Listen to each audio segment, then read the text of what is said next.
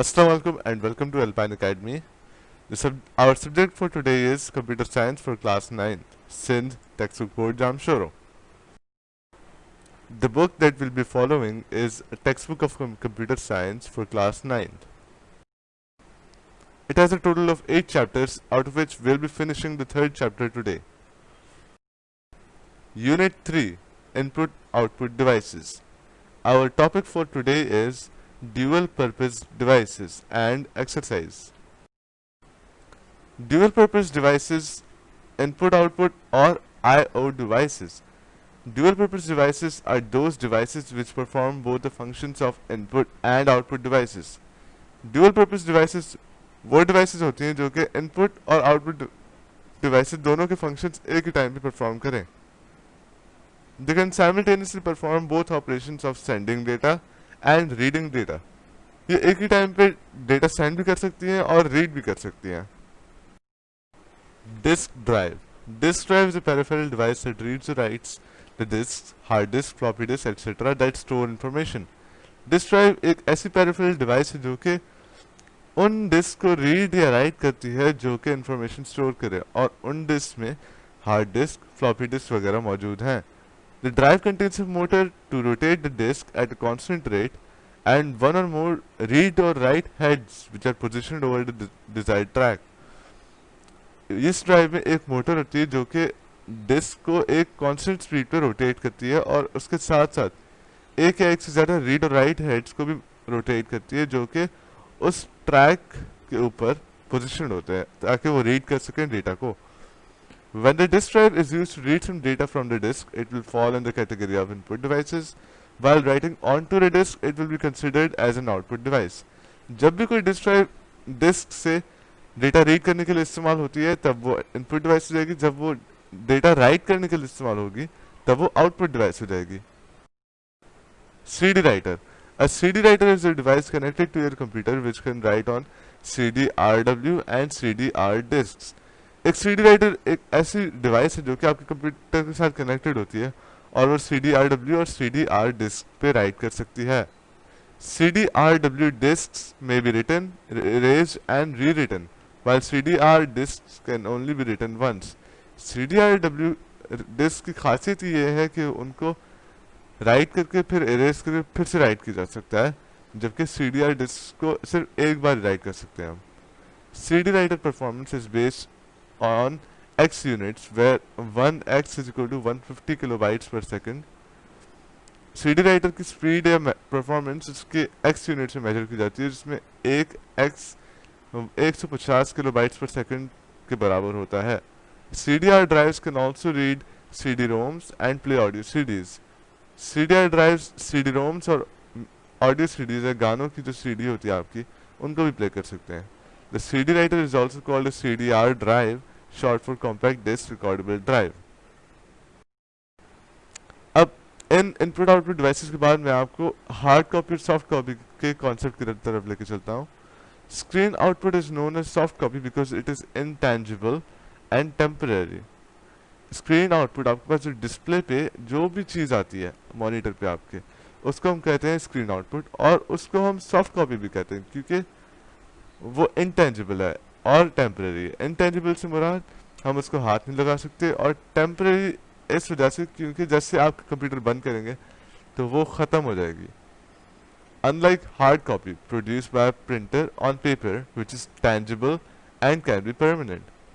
उसकी जगह hard copy जो कि एक प्रिंटर से पेपर पे प्रिंट होता है वो टेंजिबल है और परमानेंट भी है. टेंजिबल से मुराद के हम उसको हाथ लगा सकते हैं वो और वो एक फिजिकल फॉर्म में होगी और वो परमानेंट होगी. A hard copy of a document is a printed version of it rather than a version stored on a computer.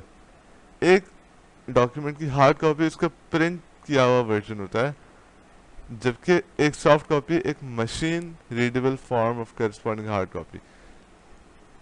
Soft copy होता है एक ऐसा वर्जन जो कि मशीन के समझ कंप्यूटर की लैंग्वेज में हो और वो स्टोर हो कंप्यूटर के अंदर. अब इसके बाद हम चलते हैं एक्सरसाइज की तरफ. अब एक्सरसाइज में एक बात आपको बताता चलूँ मैं कि एक्सरसाइज में काफ़ी सारे सवाल ऐसे हैं जो मैंने पिछली वीडियो में समझाया है. तो उनको मैं सिर्फ रीड करूँगा। जो चीज़ मैंने नहीं समझाई हुई, जो चीज़ एक्स्ट्रा है, वो मैं आपको समझा लूँगा इसमें। Question number 1. What do you mean by pointing input devices? Write some examples of such devices. A pointing input device, or sometimes called a pointing tool, is a hardware input device that allows the user to move the cursor in a computer program or GUI operating system. एक Poynting input device है जिसे हम Poynting tool भी कहते हैं, वो एक ऐसा इनपुट डिवाइस है जो कि यूजर को आपकी स्क्रीन पे जो कर्सर होता है उसको मूव करने में मदद करता है। यूजिंग अ इनपुट डिवाइस या pointing input device, you can point at or manipulate any object or text on the screen.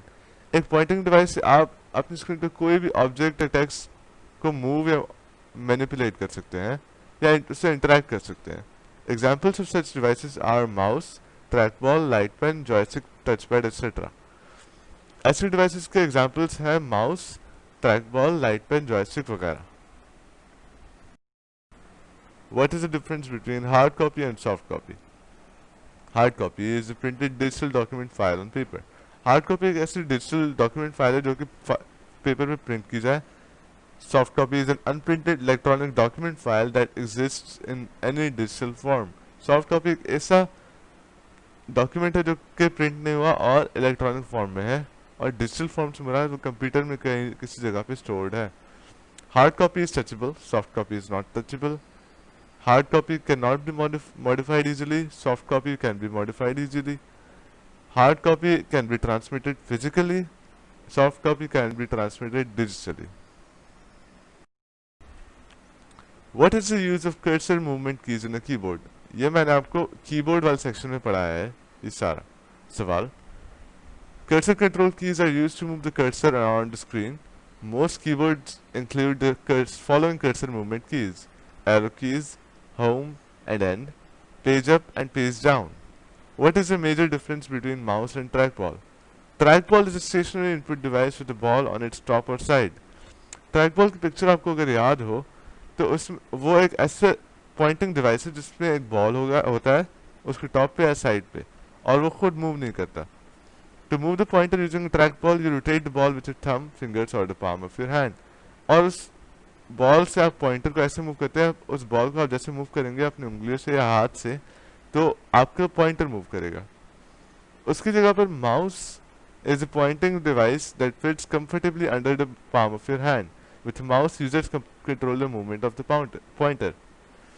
उसकी जगह पर माउस एक ऐसी पॉइंटिंग डिवाइस है जो आपके हाथ में बिल्कुल आसान से फिट हो जाती है, और माउस से यूजर अपने पॉइंटर की मूवमेंट को कंट्रोल कर सकते हैं। Define different types of scanners.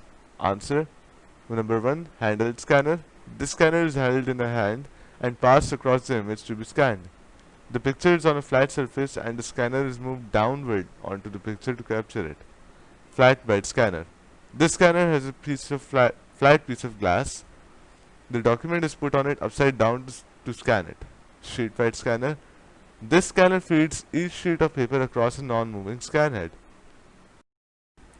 What is the difference between impact and non-impact printers? Impact printers operate by striking paper with an ink ribbon. Non-impact printers utilize spray nozzles, light-emitting diodes, or lasers.